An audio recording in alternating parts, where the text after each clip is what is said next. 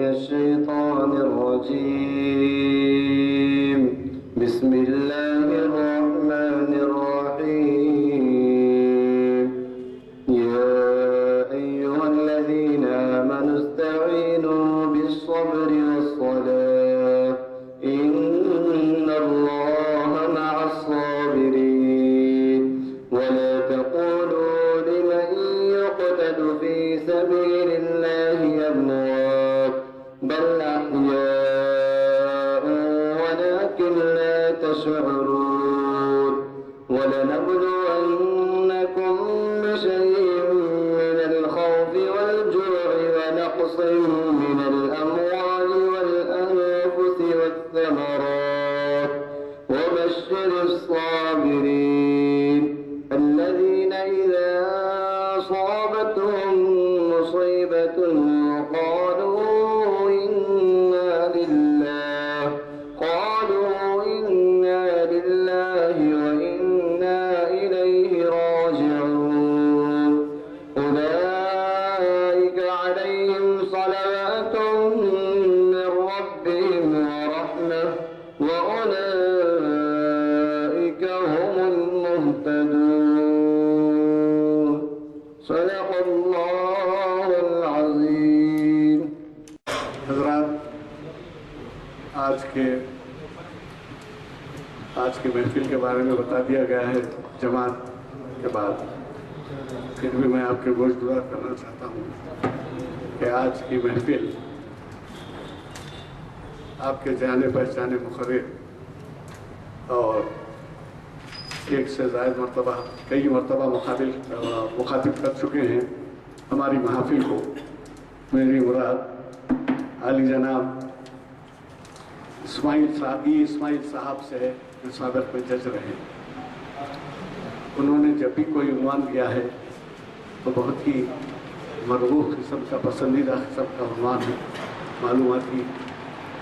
معلومات سے بھرا ہوا ہوتا ہے ان کا خطاب. اور چنانچہ آج کا جو آپ عنوان ملاحظہ کر رہے ہوں گے کہ یہ تاریخ اسلام کی 813ویں نشست ہے اور جامع مسجد عالیہ کے کانفرنس ہال میں منعقد ہو رہی ہے بعد نماز عصر. آج یعنی 10 فروری 2018 تاریخ 24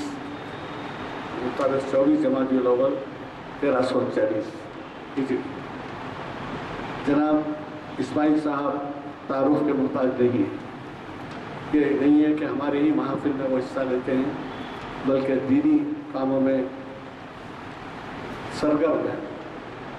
اور اللہ کا شکر ہے کہ ہمارے عدلیہ کے جو بڑے عہدیدار رہے ہیں ان میں ان کا مقام بہت بڑا رہا ہے اور سامنے بیٹھے ہیں. تعریف کرنا مناسب نہیں ہے. اتنا ہی عرض کروں گا کہ انہوں نے جو عنوان دیا ہے وہ سب کو جو ہے اپنی عہدے اپنی ذمہ داریوں کو یاد دلائے گا اور ہم اللہ سے دعا کریں گے کہ اس پر عمل پیرا. آپ کے ہاتھ میں ہمارے اعلامیے ہیں. ان کا عنوان ہے ایمان کا سمندر 6 کلموں. اب آپ یہ اندازہ لگائیے کہ ہم میں سے کتنے ایسے یاد ہیں جو کلمہ کتنے ایسوں کو یاد ہے اور وہ کلمات ہم دہراتے ہیں اور ہم میں کئی ایسے ہوں گے جن کو یہ کلمات پوری طرح سے یاد بھی نہیں ہوں گے. تو ایسا انہوں نے موقع فراہم کیا ہے ہمارے لیے جو بڑی خوشی کا باعث ہے. دوسرا ایک اعلان یہ ہے کہ مسلم پرسنل لا بورڈ کا اجلاس شہر میں ہو رہا ہے. اس کے پروگرام کی تفصیل میں نہیں جاؤں گا. آج بھی تھا کل بھی ہے. تو آپ جو ہے معلومات رکھیے اخبارات پڑھیے اور اس کے لحاظ سے وہ پروگرامس میں شرکت فرمائیے. تیسرا اعلان یہ ہے کہ آپ ہی کے جانے پہچانے پروفیسر مسعود صاحب آج اردو ہال میں بعد مغرب کے بجٹ پہ لیکچر دیں گے. بجٹ کے لیے آپ ہم کیا کر سکتے ہیں, کیوں جانا ہے, کیوں لیکچر اٹینڈ کرنا ہے, اس کی وجہ بتاتا ہوں. ہر سال گورنمنٹ آف انڈیا کو یہ شکایت ہوتی ہے کہ کروڑ روپے, ہزار کروڑ روپے ہم مہیا کرتے ہیں اقلیتوں کے لیے اور یہ اقلیتیں اس کو استعمال نہیں کرتے. تو آپ کو جو ہے پہلو دوسرے چھوڑیے, تاجر لوگوں کا الگ, ملازمین کا الگ, یہ سب لوگوں کے لیے جو مفاد ہے وہ الگ بات ہے. لیکن ہم اقلیتی نمائندے ہونے کی حیثیت سے، اقلیت پہ ہونے کی وجہ سے بجٹ سے کیا فائدہ اٹھا سکتے ہیں، بجٹ سے ہم کو کیا رہنمائی مل سکتی ہے، وہ جو ہے آپ کو بتائیں گے۔ میں اب زیادہ وقت آپ کا نہیں لیتا، صرف اتنا کہتے ہوئے کہ ہماری پیر کی جو نشست ہے وہ ازدواجی زندگی جناب اقبال احمد انجینئر صاحب اسی مقام پر شریعت انفارمیشن سروس کی 705ویں نشست کو مخاطب کریں۔ آپ بعد نماز عصر، آپ کو تو معلوم ہے کہ نماز عصر 5 بجے ہوگی، پیر کی نشست بھی آپ مس وقت کیجیے، اس میں بھی شرکت کریں۔ اور یہ جو آج کچھ سنتے ہیں کہ پرسوں لائے گئے اور تقسیم کیے گئے، لیکن پھر بھی کچھ بچ گئے ہیں، میں عرض کر رہا ہوں آپ نماز کے بعد حاصل کر سکتے ہیں جن کو ہے۔ میں آج کے ہمارے فاضل مخرر جناب پی اسماعیل صاحب، جنہوں نے آپ کو کئی مرتبہ مخاطب کیا ہے اور جو بڑی تیاری سے تشریف لاتے ہیں، ان کو دعوت خطاب دیتا ہوں، جس سے نصیب پر تشریف لائیں اور ہمیں مخاطب برکاتہ۔ معزز سامعین، جناب غلام یزدانی صاحب، سینئر ایڈوکیٹ افتخار صاحب اور دیگر معززین، آج کا عنوان ہے کہ ایمان کا سمندر 6 قدموں میں۔ دیکھیے، ہم کبھی کبھی پڑھ لیتے ہیں، پہلا دوسرا تیسرا کلمہ تو اکثر پڑھ لیتے ہیں، باقی 3 کلمے اور زیادہ ہم نہیں پڑھتے یا ان کے معنوں کی طرف توجہ نہیں دیتے۔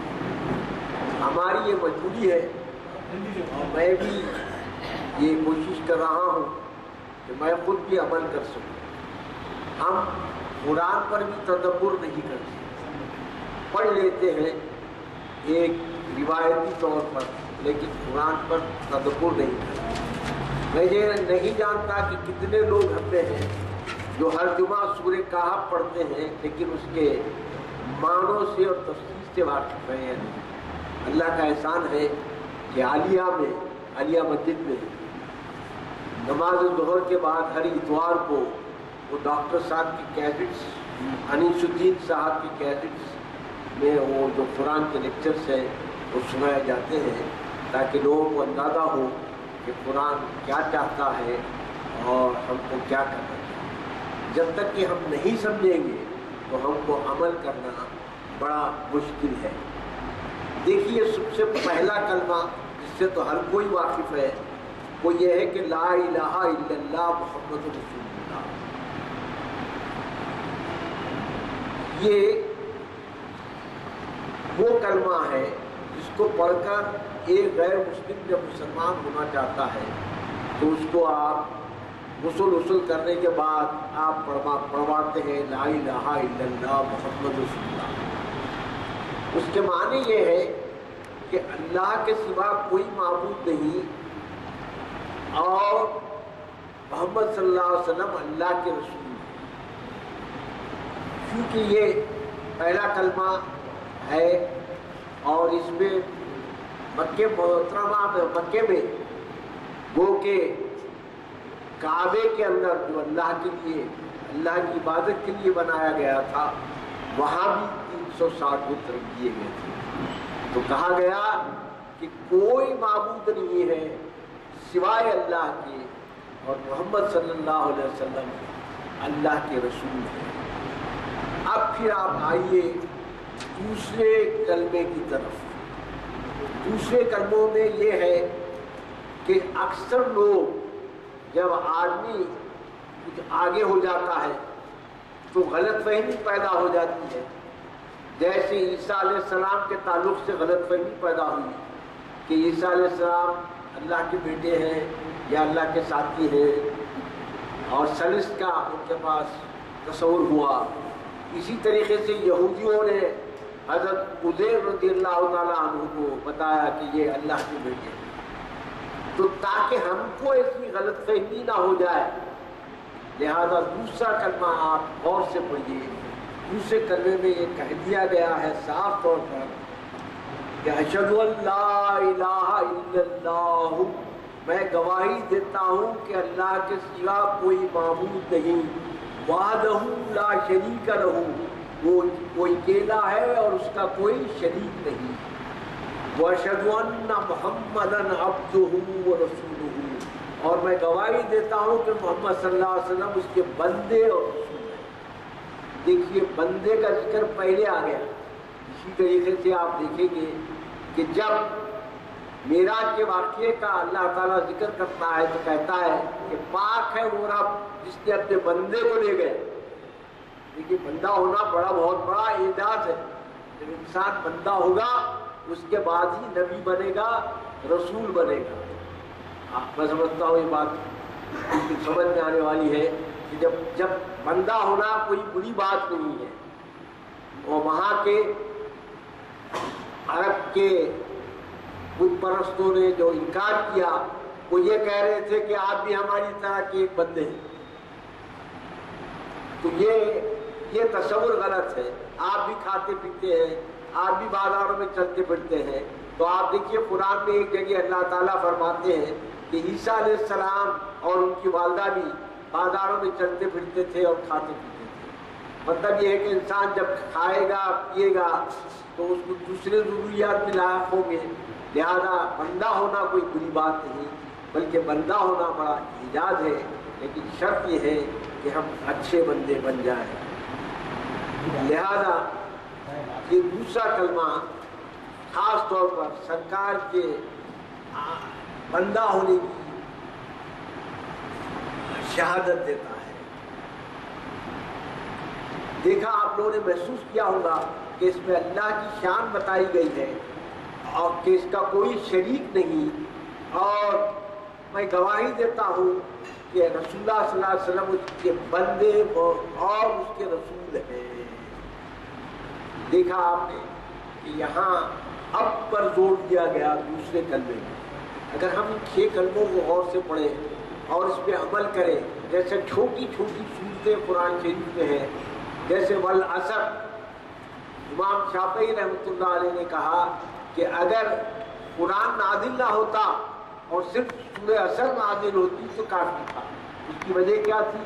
والعصر ان الانسان لفی خسر الا الذین آمنوا وعملوا الصالحات وتواصوا بالحق وتواصوا بالصبر۔ تو اس طریقے سے قل هو اللہ احد ہے۔ ایسے کئی صورتیں ہیں جس میں جو ہے اللہ کی شان اور مختصر انداز میں انسان کو بتایا گیا ہے کہ اس کو کیا کرنا ہے۔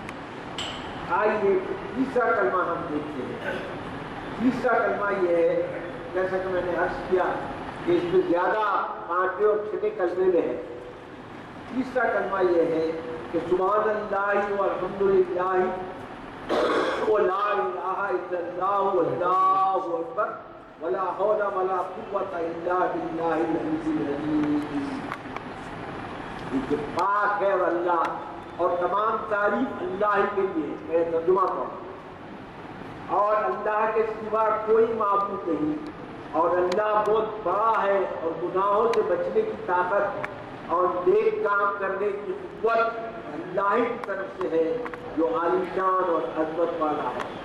اب دیکھیے ہماری حالت، اگر ہم کسی گناہ سے بچ جاتے ہیں یا چھوٹا سا نیک کام کر لیتے ہیں تو بہت پرغرور انداز میں ہو جاتے ہیں کہ ہم نے یہ نیک کام کیا، ہم اس گناہ سے بچ گئے۔ حالانکہ اللہ تعالیٰ فرما رہا ہے تیسرے کلمے میں کہ گناہ توفیق عطا فرما۔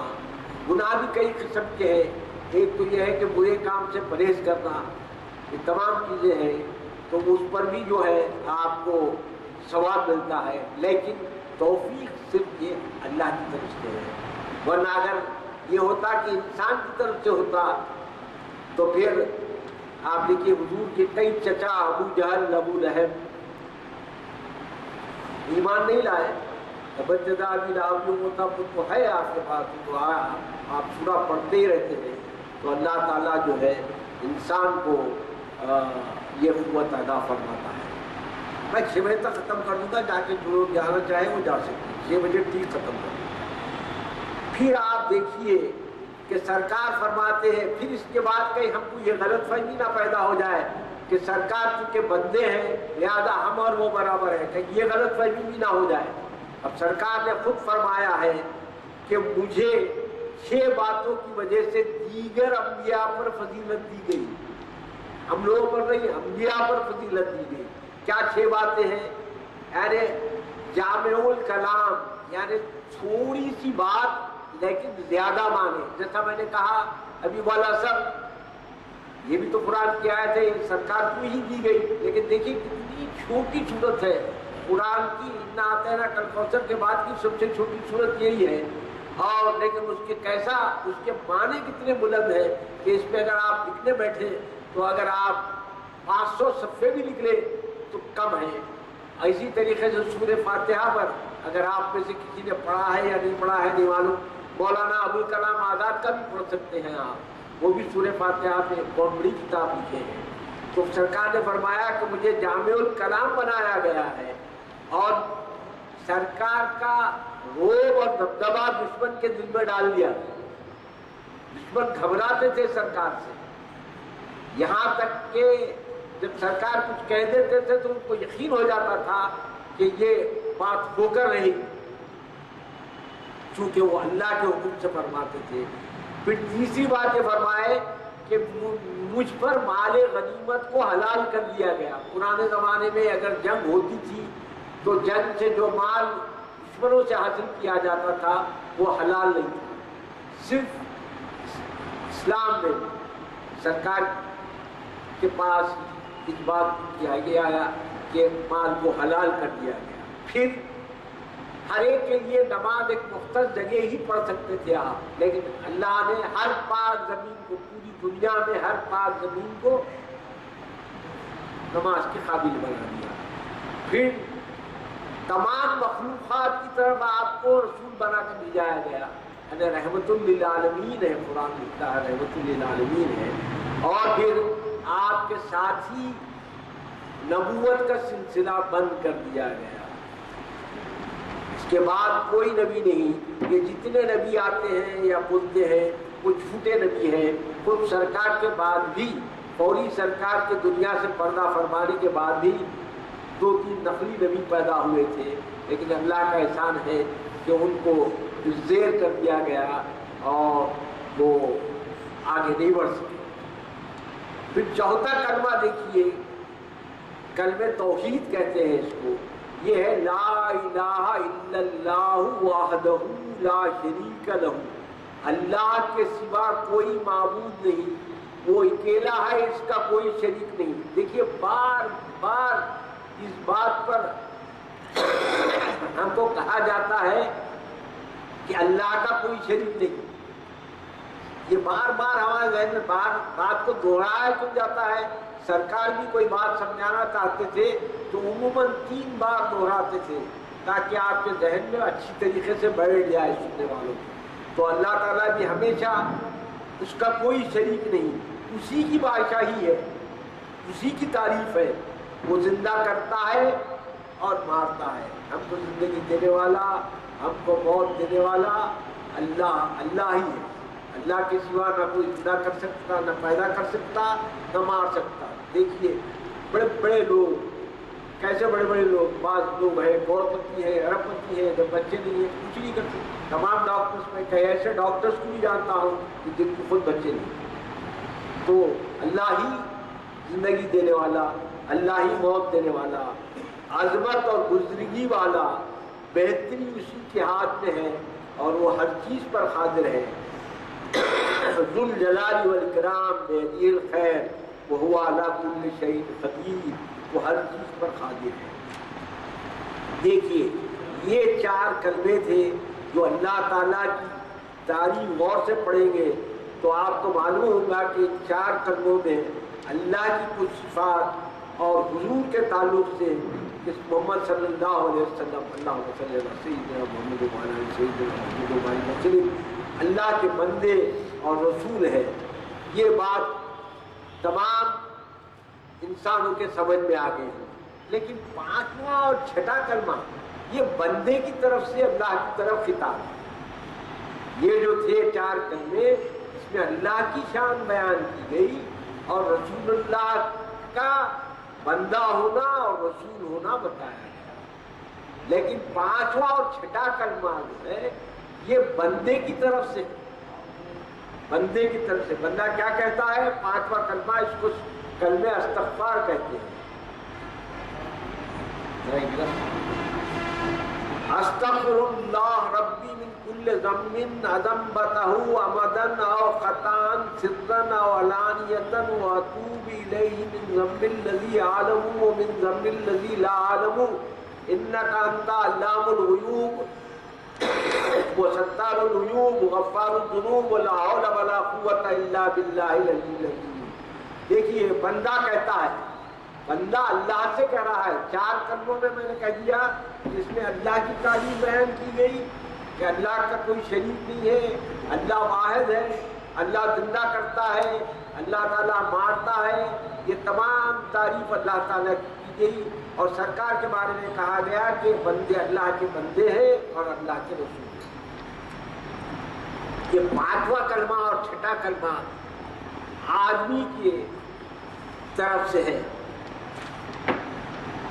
کہ آدمی اپنے طور پر دعا کرتا ہے.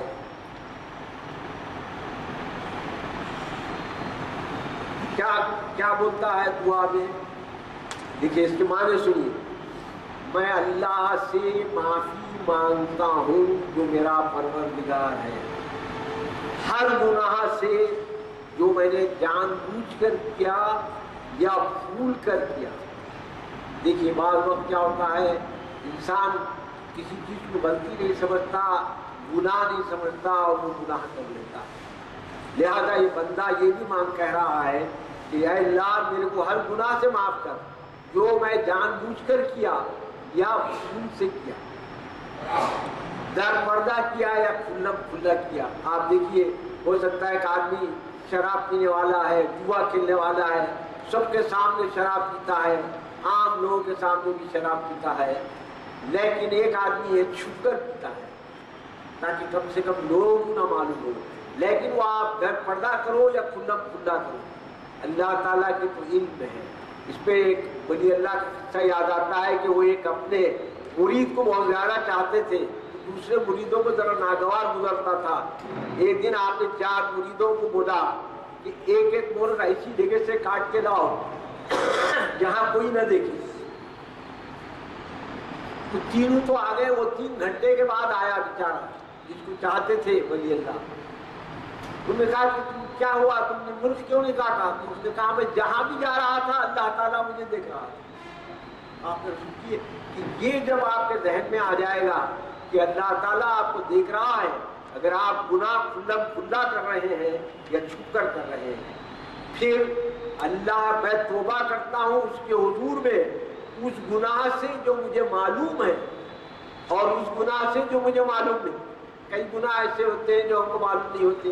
زبان سے بعض وقت ایسی بات نکل جاتی ہے جو ہم کو کفر کے قریب پہنچا دیتی ہے. مذاق میں بھی احتیاط ہو، سچ بولو.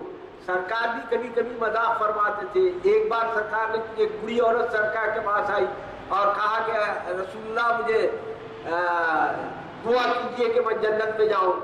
تو سرکار نے مذاق سے کہا کہ کوئی بوڑھی عورت جنت میں نہیں جائے گی. وہ بڑی آزردہ ہو کے واپس جانے لگی. تو سرکار نے واپس بلا کر کہا کہ دیکھو جو بھی عورت جنت میں جائے گی اس کو جوانی دے دی جائے گی اور وہ بڑھاپی کی حالت میں جنت میں دی جائے گی. تو دیکھیے سرکار بھی لوگوں سے کبھی کبھی مذاق کرتے تھے. اور ہمارے ذہن میں یہ آتا ہے سرکار اپنے ازواج و محترمات کے ساتھ کیسے رہتے تھے جیسے کہ عام شوہر رہتا ہے. آج ہماری حالت یہ ہے کہ ہم 12 بجے رات کو بھی اپنی بیوی کو اٹھا کے چائے بناؤ بولنے میں کوئی تکلف نہیں محسوس کرتے. اور سرکار یہ تھے کہ اگر وہ تہجد کو نہیں اٹھانا چاہ رہے یا ان کو نہیں اٹھنا ہے تو احتیاط سے اٹھتے تھے کہ ان کو ان کی نیند خراب نہ ہو. تو سمجھے پھر یہ کلمے میں کہا گیا کہ بے شک تو غیبوں کا جاننے والا اور عیبوں کا چھپانے والا اور گناہوں کا بخشنے والا. دیکھیے عیبوں کا جاننے والا اور عیبوں کا چھپانے والا. یقین مانیے اگر میرے تمام عیب آپ کو معلوم ہوتے تو شاید میں یہاں بیٹھتا بھی نہیں اور آپ شاید میری تقریر بھی نہیں سنتے. تو تمام عیبوں کا تو اللہ تعالیٰ جانتا ہے، نہ صرف جانتا ہے بلکہ ان عیبوں کو چھپا دیتا ہے. اس سے ہم کو کیا سبق ملا کہ دوسروں کے عیبوں کا بھی اشتہار نہیں کرنا چاہیے. ہماری حالت یہ ہے کہ اگر فرض کیجیے کوئی آدمی ہے، میں بچپنے میں سنتا تھا ارے وہ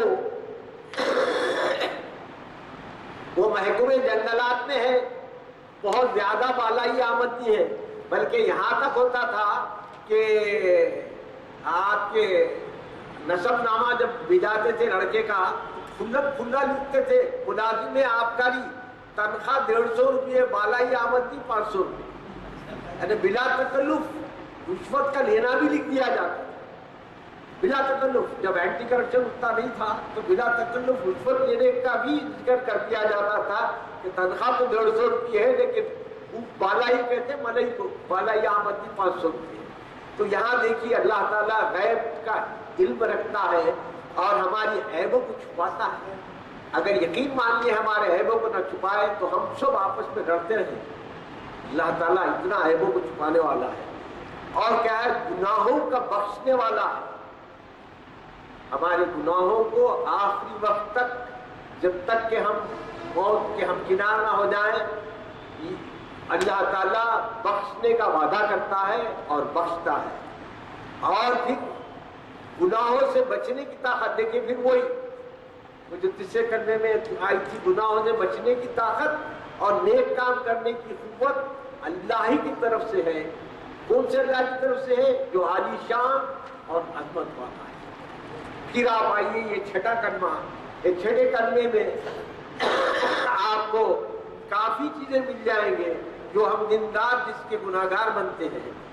اللہم انی اعوذ بک من ان اشرک بک شیئا وانا اعلم بہ واستغفرک لما لا اعلم بہ، تبت عنہ وتبرأت من الکفر والشرک والکذب والغیبۃ۔ دیکھیں تمام چیزیں آ جا رہی ہیں، غیبت والبدعۃ والنمیمۃ والفواحش والبہتان والمعاصی کلھا، واسلمت واقول لا الہ الا اللہ محمد رسول اللہ۔ دیکھیں میں تیری پناہ مانگتا ہوں، اس بات سے پھر دہرایا گیا کہ کسی چیز کو تیرا شریک بنو، سب سے بڑا جرم ہے۔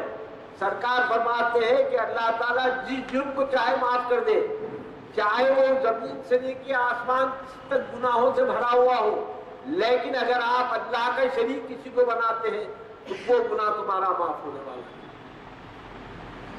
تو کسی چیز کو تیرا شریک بناؤ اور مجھے اس کا علم ہو، اور میں معافی مانگتا ہوں اس گناہ سے جس کا مجھے علم نہیں، اور میں نے توبہ کی اور بیزار ہوا۔ کس سے بیزار ہوا؟ کفر سے، شرک سے، جھوٹ سے۔ اب دیکھیے جھوٹ، ہم تو دن رات جھوٹ بولتے رہتے ہیں۔ جھوٹ یہ ہے کہ سرکار سے پوچھا گیا کیا کوئی مسلمان، یعنی ہر مسلمان نہیں، کوئی مسلمان زنا کر سکتا ہے؟ تو سرکار نے کہا ہاں۔ کہا چوری کر سکتا ہے؟ کہا ہاں۔ کئی چیزیں لوگوں نے کئی جرائم کو پوچھا تو سرکار نے کہا ہاں، لیکن جب پوچھا گیا کہ کیا مسلمان جھوٹا ہو سکتا ہے تو آپ نے کہا نہیں، آپ نے کہا نہیں۔ تو دیکھیے جھوٹ اتنی بڑی چیز ہے اور اس کی اتنی بڑی سزا ہے کہ ہم بیان نہیں کر سکتے۔ اور غیبت سے، غیبت کیا ہے؟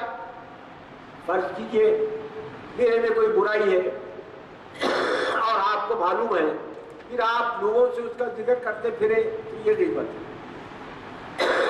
قرآن میں کہہ دیا گیا غیبت ایسے ہی ہے جیسے تم اپنے مردار بھائی کا گوشت کھانا ہے۔ جس میں گناہ ہے اس گناہ کو بیان کرنا غیبت کہتے ہیں، آپ سمجھ گئے؟ اور جس میں گناہ اگر نہیں ہے اور اس کو آپ بیان کرتے ہیں تو اس کو کہتے ہیں تہمت۔ آپ نے جانا کہ ہماری سورہ نور میں آپ کو ملے گا اماں جان پر بھی لوگوں نے تہمت لگائی، بی بی عائشہ رضی اللہ عنہا پر بھی لوگوں نے تہمت لگائی۔ اور دیکھیے اللہ کیسا معاف کرنے والا ہے۔ حضرت ابو بکر رضی اللہ تعالیٰ عنہ کسی کی ماہانہ امداد کرتے تھے، وہ بھی بہت بڑے صحابی تھے، صحابی بدر تھے، لیکن اس کے باوجود سرکار نے کہا، حضرت ابو بکر نے کہا کہ میں آئندہ سے ان کو مالی امداد نہیں دوں گا۔ قرآن میں ایک آیت نازل ہوتی ہے کہ کیا تم نہیں چاہتے کہ اللہ تم کو معاف کر دے؟ تو آپ معاف کر کے پھر ان کا وظیفہ جاری کر دیتے ہیں۔ تو تہمت لگانا تو بہت بڑی چیز ہے، اور یقین مانیے کہ اگر اس وقت سرکار دو عالم اس دنیا میں جلوہ افروز نہ ہوتے تو ہو سکتا ہے اسی وقت عذاب آ جاتا، ہو سکتا ہے کہ اسی وقت عذاب آ جاتا اور تباہی مچ جاتی۔ پھر چغلی تو اتنی بری چیز ہے میاں بیوی میں لڑا دینا، ایک ہی بات دوسرے کی بولنا، دو دوستوں میں اختلاف پیدا کر دینا، تو یہ تمام چغلی اور بے حیائی کے کام۔ آج کل آپ دیکھیے کہ بے حیائی کتنی عام ہو گئی ہے۔ ان بے حیائی کے کاموں سے، توبت لگانے سے، ہر قسم کی نافرمانیوں سے اللہ کی پناہ چاہنا ہے۔ دینے والا ہی اللہ، عبادت کی طاقت دینے والا اللہ، گناہوں سے بچنے کی طاقت دینے والا اللہ، نیکی کرنے کی طاقت دینے والا اللہ۔ اور آخر میں پھر کہا گیا کہ میں ایمان لایا اور میں کہتا ہوں کہ اللہ کے سوا کوئی معبود نہیں، اور حضرت محمد صلی اللہ علیہ وسلم اللہ کے رسول ہے۔ تو ہم کو چاہیے کہ ان 6 کلموں کو، میں سمجھتا ہوں کہ بالخصوص کم سے کم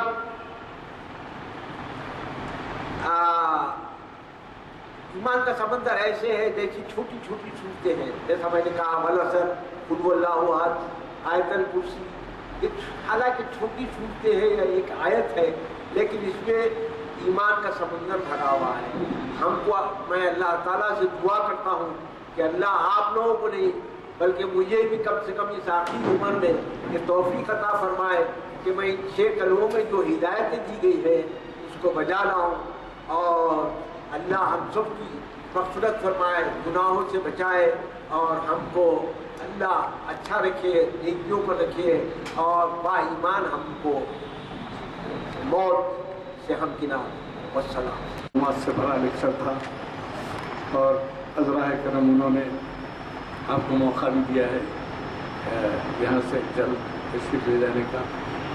حضرات، یہ ہمارے پاس کا طور طریق رہا ہے کہ یہاں کی جو رپورٹنگ ہوتی ہے وہ کچھ اخبارات کے لیے بھی بھیجی جاتی ہے، تاکہ ایسے لوگ بھی استفادہ کریں جو نہ صرف یا شرکت نہیں کرتے بلکہ ویب سائٹ بھی نہیں دیکھتے۔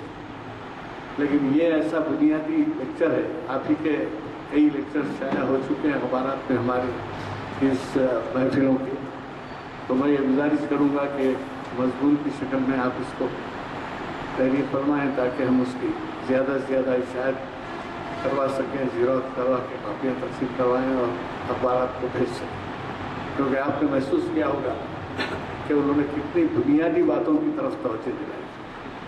یعنی یہ صحیح ہے کہ ہم بہت کچھ جانتے بھی ہوں گے، بہت کچھ پڑھتے بھی ہوں گے، لکھتے بھی ہوں گے، سب کچھ ہے، عمل کرنے کی کوشش کرتے ہوں گے، لیکن جن چیزوں کی طرف آپ نے توجہ دلائی ہے وہ بنیادی چیزیں ہیں جس سے آپ بھی اتفاق کریں، اور میرے خیال میں آئندہ بھی اس قسم کے لیکچرز ہونے چاہیے، اور جب تک آپ جیسے حضرات ہم سے تعاون کرتے رہیں گے، ہم کو اس بات پر موقع ملتا رہے گا کہ ہم بنیادی طور پر اسلام کی ذمہ داریوں سے، اس کے عقائد سے، اس کے ذمہ دار پابندیوں سے اور بھلائیوں سے، فائدے سے لوگوں کو استفادے کا موقع دیتا ہے۔ میں چونکہ دعا ہو چکی ہے، محفل کی برخاستگی کا اعلان کرتا ہوں۔ پیر کے دن کا اعلان ہو چکا ہے اور محافل کے پرچے رکھے ہوئے ہیں، آپ لیتے ہوئے جائیں اور اپنی اپنی مسجدوں میں بھی لگوائیں۔